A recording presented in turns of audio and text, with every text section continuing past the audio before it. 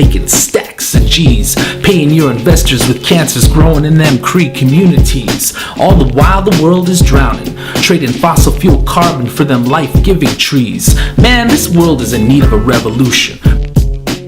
My own personal story is one of, of memories of my childhood, being with my great-grandparents out on our trap line in northern Manitoba between Pugadawagan First Nation and Lynn Lake, with no roads, with no air traffic going over our land. And I remember my great-grandmother, making bannock on our campfire. I remember my great-grandfather and my uncles pulling up our fish net. And I just remember the abundance and the wealth that the land provided us and the happiness that we had. For me, the transition into the fight for economic and environmental justice, the fight against environmental injustice, well, you could say I was born into it, and that my pathway to where I am today was predetermined, by this government's economic policies.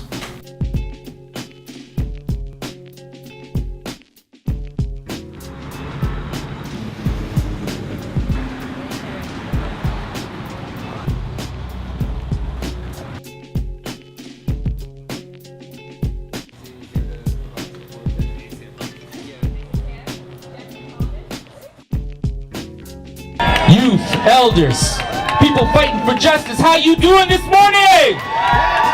Yeah! Welcome to the National Day of Action against the tar sands industry, against the Harper government. The Keystone XL pipeline is a proposed project coming from TransCanada, which is one of the largest transporters of fossil fuels on the planet. They are proposing to build a 1,900-mile pipeline from Hardisty, Alberta to Port Arthur, Texas. If built, this pipeline will result in a 30% increase in tar sands extraction. It will, cross thousands and thousands of streams. It's not a question of if, but a question of when this pipeline ruptures. If we look at the Keystone #1 pipeline infrastructure, which went live last year, there's been 13 blowouts in 12 months. And this is coming, with the same reassurances from the same voices that are pushing for the Keystone XL.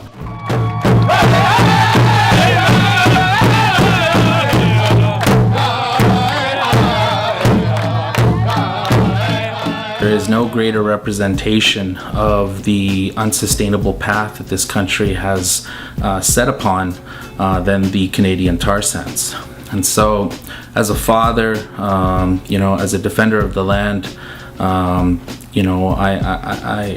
feel that we, as Canadian citizens, as First Nations, have a moral imperative to stand up and to fight to protect the sacredness of Mother Earth, to guarantee that our children and our children's children will have access to the same natural wonders and beauty. If you take a map of all of the 600 or so First Nations, all the Métis settlements and Inuit communities in this country, and you overlay that map with all of the mega hydroelectric development, all of the oil and gas development, tar sands included, and all of the mining and hydroelectric transmission lines, gas pipelines, oil pipelines, you will see that these development sites are all within 40 or 50 kilometers of one of our native communities.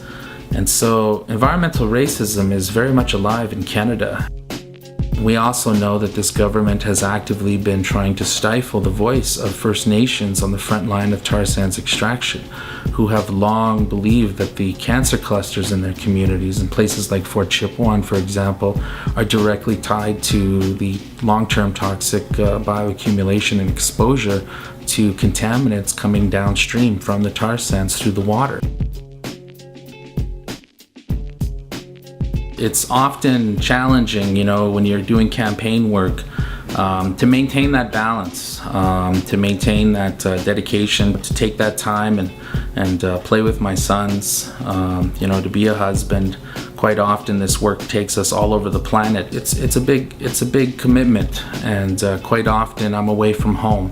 and that's very hard on my family, and it's also hard on the psyche. But it's a necessary thing.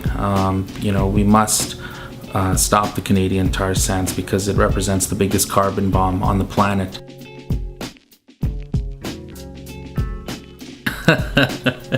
Well,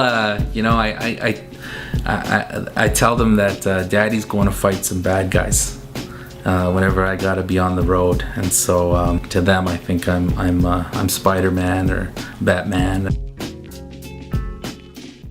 Let us not forget that although Canada did not go into the Iraq War, that it's tar sands oil that's powering the Iraq War. Canada is the biggest provider of oil to the United States of America, and the Trans Mountain Pipeline, owned by Kinder Morgan Pipeline Company, transports roughly 200,000 to 300,000 barrels per day to the Tacoma, Washington Strategic Naval Petroleum Refinery, which is powering up warships and warplanes on their way to the Persian Gulf.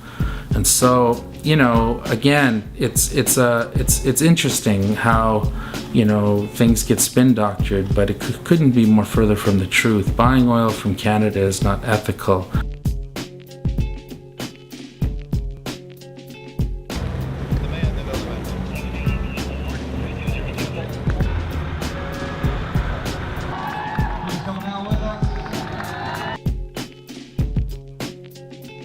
I've been writing environmental policy and lobbying politicians for over a decade, and that's not doing anything.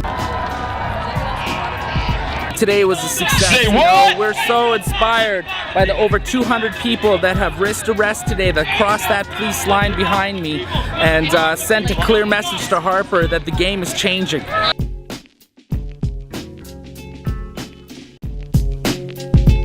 We're gonna take these suckers' profits, ecological debt. We're gonna make these suckers pay. Gonna take this place alright, do it for my sons. I made them that promise at birth.